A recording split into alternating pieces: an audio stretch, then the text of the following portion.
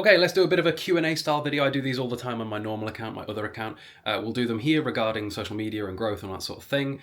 And yeah, hopefully as this account grows and I get more comments, these will be more commonplace because there'll be more comments to reply to in this form factor. So if you've got any questions about being a content creator and it being a job and how you get from A to B and all the inner workings or whatever they may be, comment them down below. Let's go. This one made me laugh a little bit because, unfortunately, yes. Do you have to declare to the tax people? If you are making money through your YouTube channel and you get to a point where you're making, I could Google this, but I think it's about £1,000. Once you've crossed about £1,000, I'm pretty sure you're supposed to declare it. You don't have to pay taxes until you cross your personal allowance, but remember, you also probably have a normal job as well. Yes, you have to pay taxes. Honestly, it's a stressful one. It really, really is, because as a content creator, you often end up with several different income sources, and the different income sources can be factored into the way your taxes work in so many different ways that it's kind of crazy. I'm not an expert in this. This isn't financial advice. This is just me talking about how it works for me or how I perceive it to have worked for me. For example, once you cross about £90,000 a year, it used to be 85, and I think it was even less than that before, you have to start paying VAT on things, which is just an extra tax because why not? The government wants more. And what isn't vatable is just really strange as well. So for example, TikTok money, I believe, is vatable, as in the views that I get, the money that I earn through views through TikTok is vatable. But the money that I get through YouTube is not vatable, I do not believe, from all of the things that I can find through research. And then if we talk about the various different income streams and all that sort of thing that are going to play into this, you could have sponsorships, you could have commissions, you could have products and services. You've got your ad revenue from your variety of different places, and depending on what that place is will depend upon how it is treated. And then you've got your things that you can use to reduce your taxes, such as putting money in a pension pot, or such as allowable business expenses and things like that. I would say get yourself a really good accountant. It's just incredibly difficult, I believe, as a content creator to find an accountant that understands the inner workings of this. I have had 2 less than positive encounters with accountants over my years of doing this. The first one is the accountant for a few family members who he owns some well, not my family members, my partner's family members. They own some property, and but he also works normally, so he's got a bit of a complicated tax situation. So we had that accountant come around to discuss things, and she ghosted me. She came around to discuss the beginnings of starting to work together. And then she was like, oh yeah, I'll get back to you. She never ever did. She never did. I followed up, emailed, nothing. Ghosted me. Brilliant. So then I went and worked with an accountant that was like fairly well reviewed within my area, but I truly don't believe that they knew enough about the sort of jobs that I do, and I think I ended up overpaying massively. Like, I spent about £10,000 on tax, not on tax alone, on VAT alone, in the year 2022 to 2023, and I really don't think I should have done. And the amount of work that I had to personally do, despite the fact that I was paying an accountant so that I shouldn't have had to do it, was nuts. When me and my partner did this, after each task that they asked us to do, we tried to keep track of just how many hours we took. Over the course of about 6 months, which is how long it took them to sort out what I needed doing, which realistically it shouldn't have been that complex, because if you were somebody that does this for a job, I feel like it shouldn't be that hard. I think it was like a solid 30 hours of work that we alone had put in so that the accountant didn't have to put that in, because I would have had to pay them for that. And I still spent thousands of pounds at this accountant. Meanwhile, it took them 6 months to come to the same figures at the end of their calculations as we came to through the spreadsheets that we used to track my income and outgoings and all that sort of thing, that we took like a day to put together. So it was an incredible waste of time, an incredible waste of money, besides the fact that I can then use that as a tax deductible because I paid the accountant that towards the following year. So yeah, I recommend getting an accountant, but make sure you get a good one. So sadly, yeah, you do have to pay tax. The good thing is that if you're asking this question, you're probably at the very beginning of your journey, and you probably don't need to be worrying about this for quite some time, because generally when it comes to social media growth, you are going to have to grind for a decent amount of time before you make any money. Let alone enough to pay taxes on, let alone enough to be paying taxes on that are enough to be of a stress. So generally, a rule for a content creator is if you put away 30% of anything you make, you're usually covered, because the way that taxes work as a content creator is that rather than, say for example, if you got a 9 to 5, you never see the tax money you had, you never got to you. Here, as a content creator, we have to file a tax return every year by starting on April 6th, I think, and then we've got till like January the following year to pay said bill. And it's a whole faff, because say you earn all your money, you need to make sure that you're putting the money away, because realistically you haven't accounted for the tax of what you've been earning. And I think that is another huge way that a lot of content creators make a big mistake, in that they think they are earning more than they actually are, because they're not accounting for the fact that they will have to pay tax on the money that they are earning. So they go out, they spend the money, they buy the nice cars that depreciate, and they lose money on that anyway. And then tax season comes around and they get double bit in the arse, and it's not great. So be smart, do your research, and all that sort of thing. Also, if you guys haven't already, do click the follow button, subscribe. We're trying to get this account to 1,000 subscribers. That is the goal. Do it. Love you. Okay, so the next question is regarding the S&P 500 and all that sort of thing. Looking 20 years ahead is great, but likely to have one big crash in that time, and you missed out on inflation. Again, none of this is financial advice. This is just me talking about my personal journey with the S&P 500 and all that sort of thing. The reason that I'm not worried about inflation is because the alternative is my money sits in a current account gaining nothing, which is what it's been doing for years, which is silly. I could be sitting on a lot more money right now than I am if, from when I started earning good money through what I do, I started doing that. That's my situation. On average, since its inception, the S&P 500 has returned 10% per year, and that is including, despite all of the crashes, despite the crash in the 90s, despite the crash because of 9/11, despite the crash in 2008, despite the crash because of lockdown. There have been tons of crashes. So yeah, over the next 20 years, there'll probably be more, but I'm not bothered, because we just keep going. I think that to see success in the S&P 500, you've really got to see it as like the long, slow road. It's time in the market seems to beat all of the ups and the downs over time. It just does. So I'm not really worried. Just stick it in there and leave it. And when it comes to inflation, right, people on TikTok are using inflation as a reason why you shouldn't bother at all, and I think that is mental. Inflation is not an excuse or a counter-argument to trying to make your money make more money, because what's the alternative? Again, the alternative is either a savings account, which is like, 4%, or a current account, which is like nothing. So the 10% still beats either of those two eventualities. And you've got to also factor in the fact that it beats inflation. So that really doesn't matter either. I am a firm believer of the saying, do not worry about things that are outside of your control, because it is just a brilliant way to stress yourself out. I'm not in control of the stock market. I'm not in control of inflation.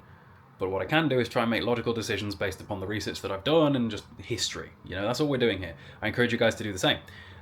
So for me, I just will keep sticking money in my S&P 500 account and keep hopefully watching it rise. And if it drops, it drops. But more time should see it rise back up and above, because historically it always has.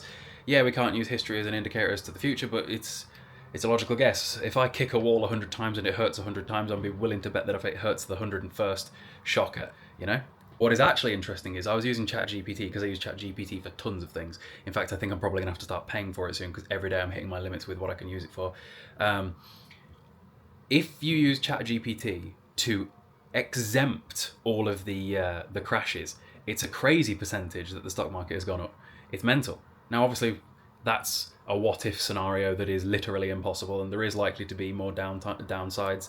But that 10% is despite those downsides. So if you remove those from the equation, now we're all winning. We're all winning. More winning.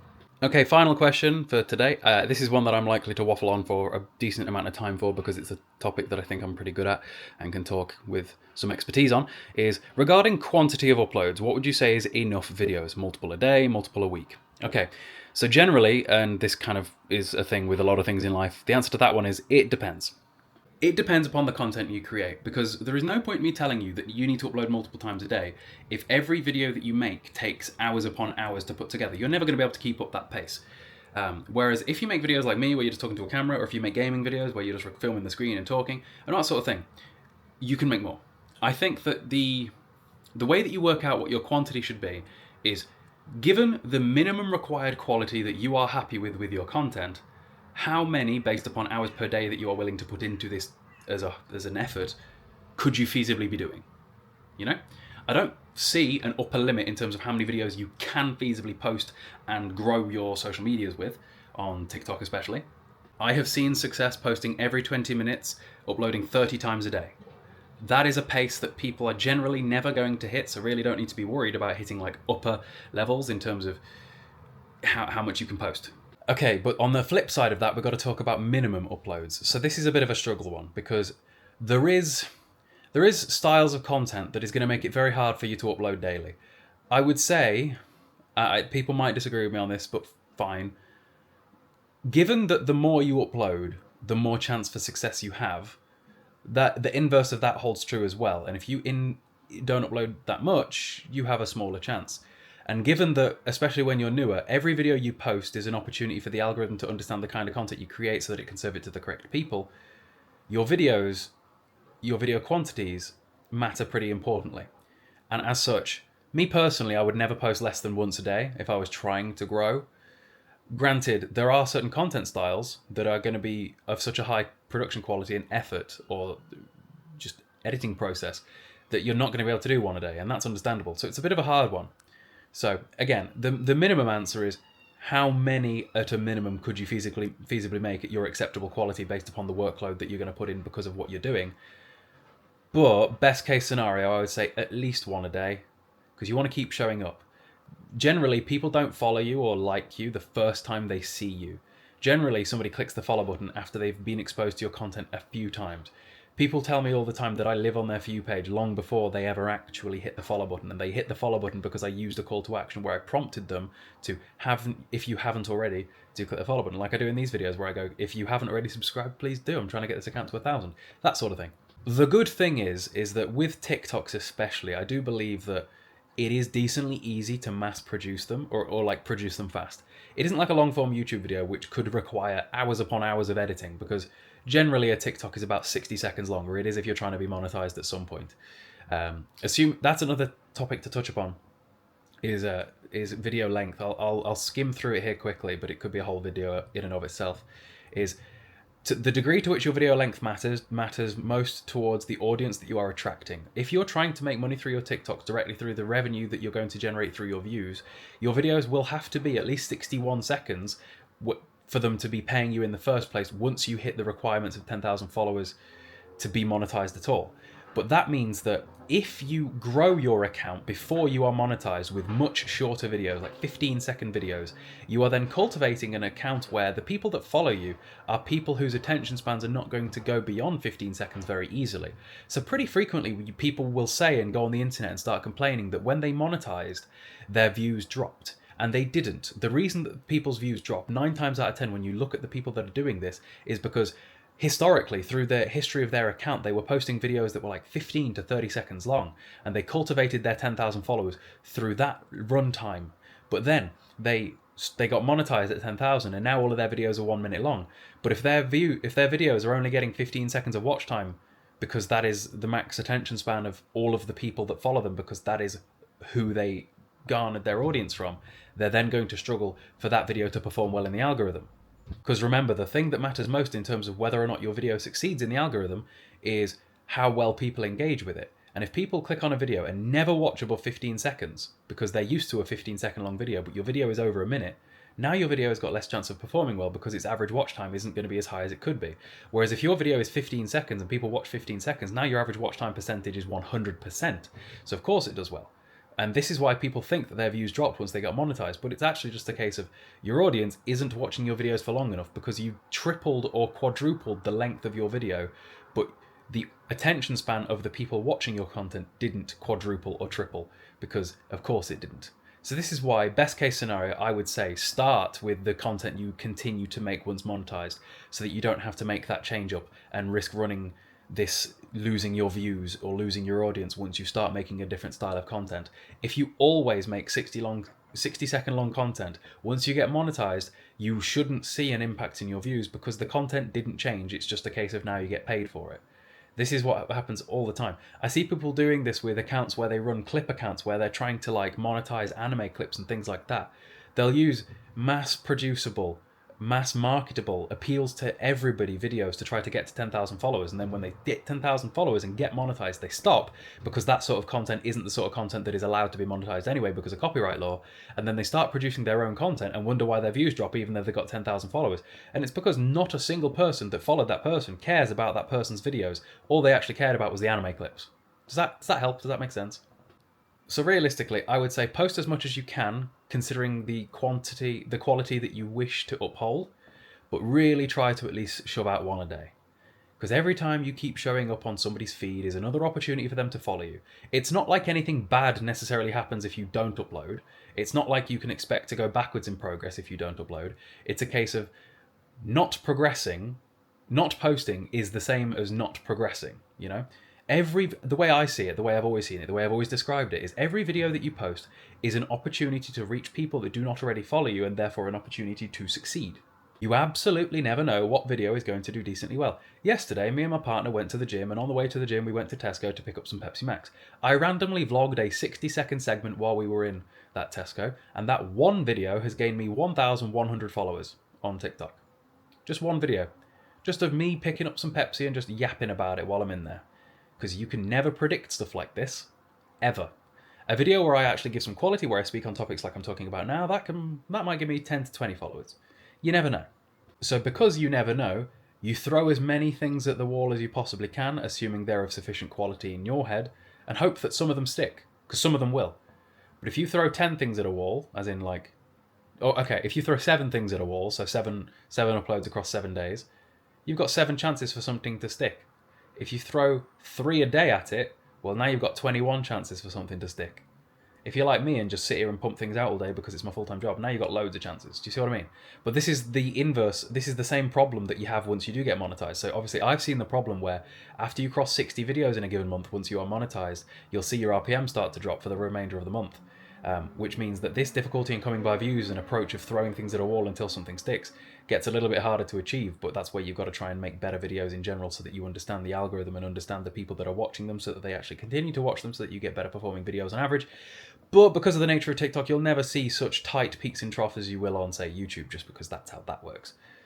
I hope this helped. Yeah, I think that'll do for today. I'll see you later.